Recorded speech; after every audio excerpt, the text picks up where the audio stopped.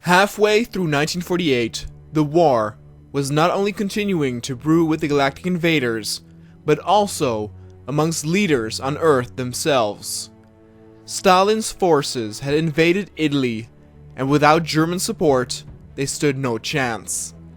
With a failed campaign in the north, Palpatine instead focused on the south, and to seize the continent of Africa as a whole. Preparations for another charge up north were well on their way. Their invasion in Normandy also resulted in failure, with the French, British, and remaining Americans claiming combined victories, fueling their spirits and hopes of achieving victory over Palpatine.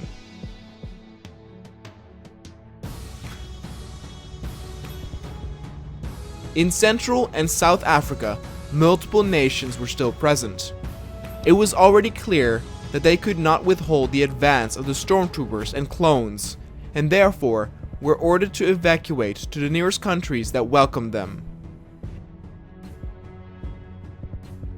It would seem that the main wars that were being fought would continue independently over each other over the coming months.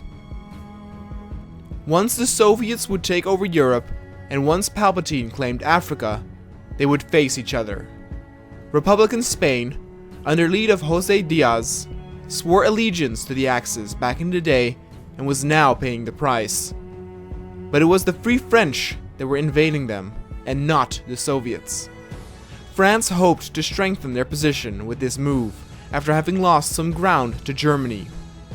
Cape Commune capitulated in the third week of August. As evacuations were still underway in other areas of the continent, more people of Earth suffered who did not make it in time. Then in September, the Republic of Spain fell, and both Britain and France seized power, ground, and equipment.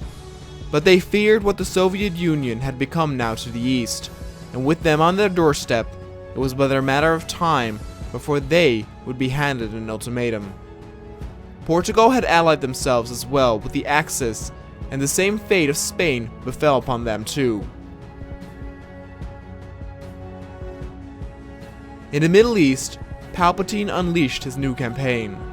After the Brits managed to get Saudi Arabia back, they were not able to hold it in the end. But though they lost that territory, the amount of armies from Earth that gathered at this front line was staggering. Many different nations got involved, and with each week, more and more rebels joined their cause. Italy was close to fall. Once Rome would be laid to ash, it was all over, and then officially, Stalin could set his gaze towards the stormtroopers. Then at the end of October 1948, Rome, the Eternal City, had fallen to the advancing Soviet spearheads. As Italian forces fell back, Russian troops fanned out into the city and dealt with the few remaining pockets of resistance.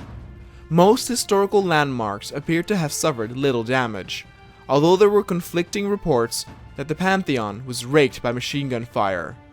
With Rome gone, it was all but logical that Italy would capitulate, and that the war between the Comintern and the Axis was officially over, with the Axis completely wiped out.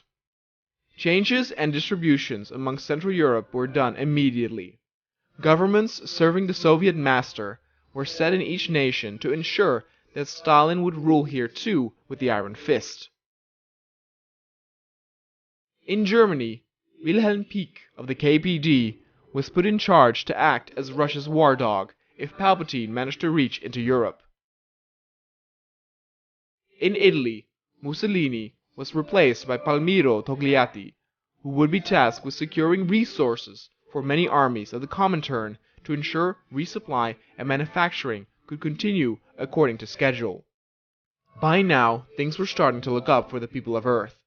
Over the many years that this war had raged on, they had killed over 7 million of their enemies.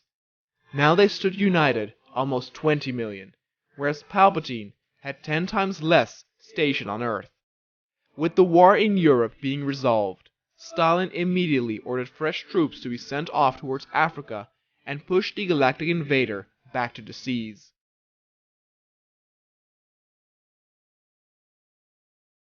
In several locations of the Americas, the armies of Earth attempted naval invasions to claim back what was rightfully theirs. The British managed to succeed a massive invasion, but the jungle environment in South America was treacherous, and it proved difficult to gain and claim territory.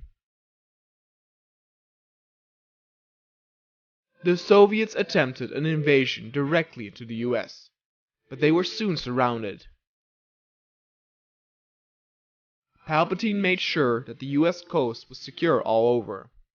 They had a bit more luck down south, but here too they got met with difficult terrain to traverse. It would prove impossible to gain a foothold unless more nations joined in these invasions.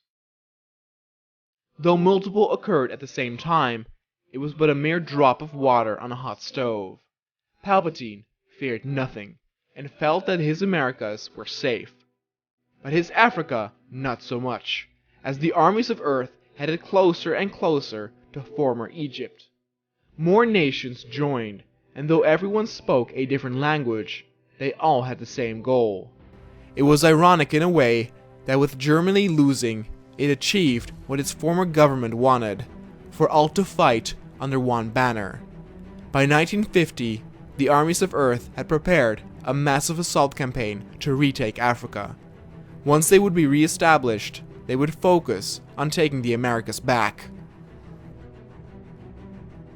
The first of the attacks were used to soften up the lines of the galactic invaders.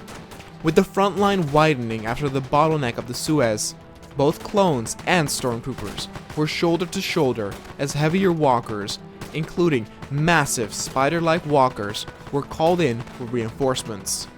Though the insect-like behemoths were quite menacing and their weapons were very powerful, they were one hell of an easy target. Artillery by 1950 had improved quite a bit, and could hit such a large target from a distance where it was completely safe. Tanks were leading the charges as well, and infantry were always right behind.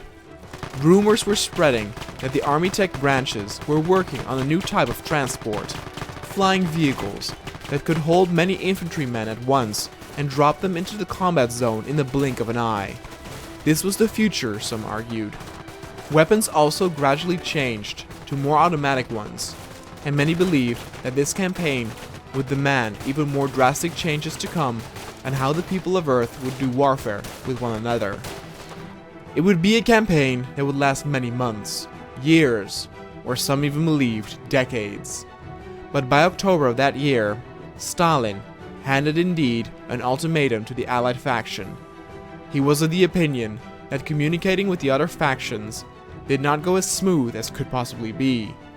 After Soviet help to hold off a small galactic force invasion on British soil, Stalin demanded the British government to join his Comintern.